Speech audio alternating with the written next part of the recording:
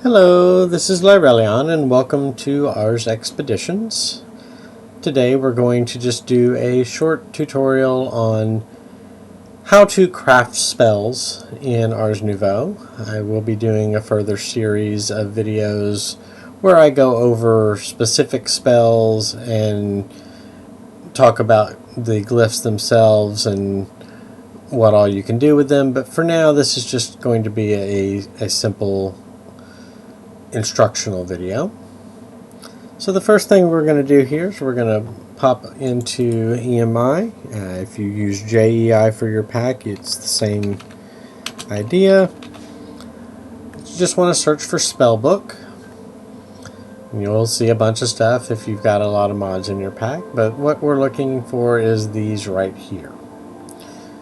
So your basic spellbooks from Ars Nouveau, the base mod, are going to be your Novice Spellbook, your Mage's Spellbook, and your Archmage Spellbook.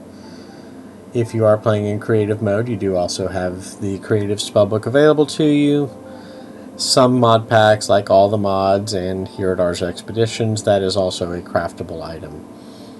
If you've got not enough glyphs, you also have access to the Spellbinder, which has some similarities to the spellbook. We're going to go over that in the video today. And if you have all the Arcanist gear, you'll have access to all the Modium, the Vibranium, the Unobtainium, and all the Arcanist creative spellbook. Not really going to spend a lot of time on those today. Basically just know that these spellbooks do add additional glyph slots beyond the standard 10, as well as some other boosts to your spells. When you first start out with Ars Nouveau, you'll be starting out with a Novice Spellbook, and you will upgrade that to a Mage's Spellbook and then an Archmage Spellbook over the course of the game. You can also upgrade any of those into a Spellbinder, but it is recommended you upgrade a Novice Spellbook. There's no reason to spend the resources upgrading before you switch it to a Binder, because the Binder does not have different tiers like the Spellbook does. So let's take a look here at the Scribes table. This is where you're going to learn your glyphs. So on my character, I've already learned all the glyphs, but what you would do is you just select the glyph you want to learn. It tells you what materials you need, and when you select it, what it's going to do is have those items floating above the table. You throw those items onto the table in order to learn, or in order to craft the glyph, which you will then learn from your inventory. Like I said, this character already knows all the glyphs, so I'm not going to spend time on that. So let's take a look at the spellbook interface itself. So when you go into the spellbook, let's just go to a blank spell.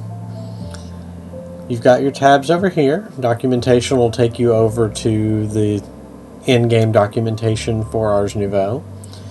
Color Picker lets you set the color of your spell using RGB sliders. Familiars lets you summon your familiars or dispel them. Sounds lets you change the sound that your spells make when they cast. You can change the type of sound as well as the volume and the pitch.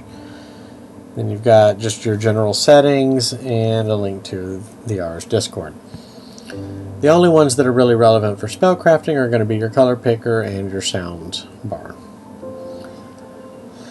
So on the pages you can see the different glyphs. These are all the glyphs I have learned. Depending on what add-ons you have, you may have more glyphs.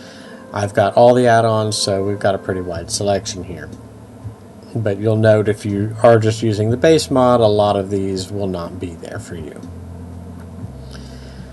Glyphs are broken down into types. You've got your form glyphs, which are the purple background, your augment glyphs, which are the yellow, and your effects, which can be broken down into several subcategories. You've got your basic effects, which are the teal. You've got your propagators, which are the lime green, the contingencies, which are the blue, and the filters, which are the red. I'll go over each of those as we go through this video. Every spell does have to have a form. The only exception would be is if you are specifically crafting a parchment to apply to one of the enchanter's tools, but that's getting into a little bit more advanced stuff. So we're just sticking with the basic spell crafting, and for that you're going to need a form. What the form does is dictate the form the spell is going to take. Do you want it to be an arc, which is going to be kind of like firing an arrow, where it's going to fire forward but it's going to respond to gravity like an arrow would? Or you can have a projectile which defies gravity, something that you cast by simply touching the opponent or the block, or something that affects the ground underneath you. There's a variety of different forms, and depending on what you're wanting to create determines what you're going to want to use there. We'll just start out with a simple projectile spell. You'll notice once I selected the projectile, it filled one of the 10 glyph slots down here, and it also grayed out the rest of the forms, because a spell can only have one form.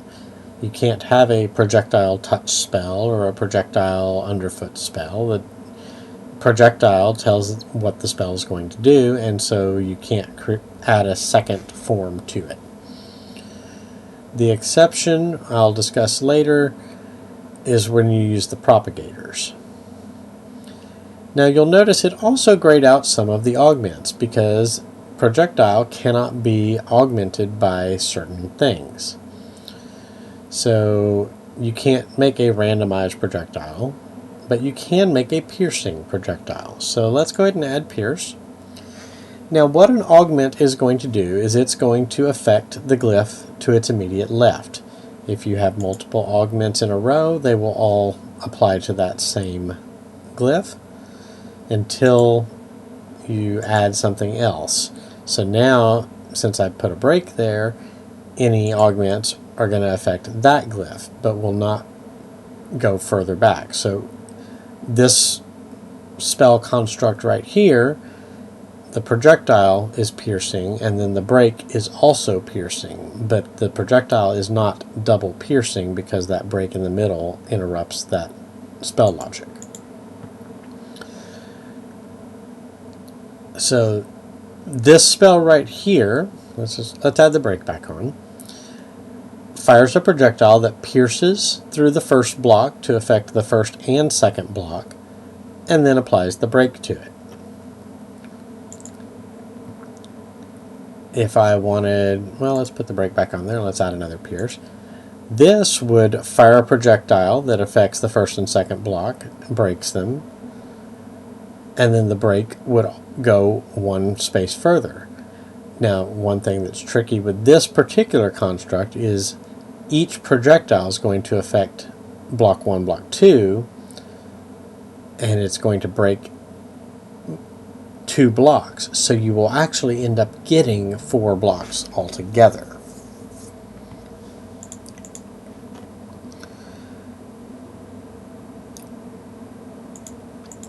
Now I mentioned there's different type of effect glyphs, so you've got your standard effects. With any glyph, you can always mouse over it and hold left shift just to get a description of what that glyph does. There's a wide variety of effects of things you can do. Let's go ahead and stick with our break concept. So this is going to break a block of average hardness, and it also tells me that if I add an amplify to it, it will increase the hardness of block that I can break. And if I add a sensitive to it, it will break it as though I were breaking it with shears in my hand instead of breaking it with a standard pickaxe. Now, the different propagators here, what those do is I've already got a spell and effect. This is a completely valid spell right here. Projectile break, it will fire a projectile that breaks the block that it hits, as though it were hit with a standard iron pickaxe. But if I wanted to do something beyond that, let's say I wanted to break the block that it hits and the block above it. Well, I could do a propagate overhead and add a second break. So what this does is fires a projectile from my character that will break the first block it hits, and then that block that I just broke will propagate above itself and break the block above it. You could also, instead of propagate overhead, you could just do a simple propagate projectile. So that would fire a projectile that breaks a block, that fires a projectile that breaks a block. So in a way, this is like adding a second form to your spell. But you are limited to the forms that are available as propagators. The contingency effects, what those will do is, let's just take a look at blank here. This contingency triggers after the target teleports. So let's say I want a spell that will heal me after I teleport. So self contingency heal is going to cast a spell on me that puts a temporary contingency on me. It functions like a potion effect, that if I teleport before that effect wears off, I will then heal.